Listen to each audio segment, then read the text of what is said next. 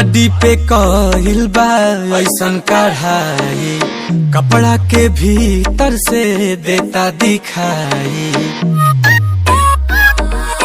Body पे कहिल बा ऐसन कढ़ाई, कपड़ा के भीतर से देता दिखाई। कहवा से किनेलू लगता कि तुम घर ही से हीरोइन हो हीरोइन तना न पिएलू, कहता नोकिया नशा में जिएलू। बताओ कहीं गाजा तना न पिएलू, कहता नोकिया नशा में जिएलू। हीरोइन हो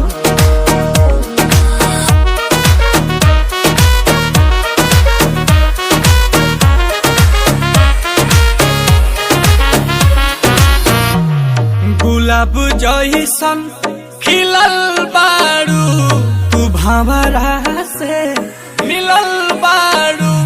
करत दिल के कतल बारू, के कर मेहनत के फल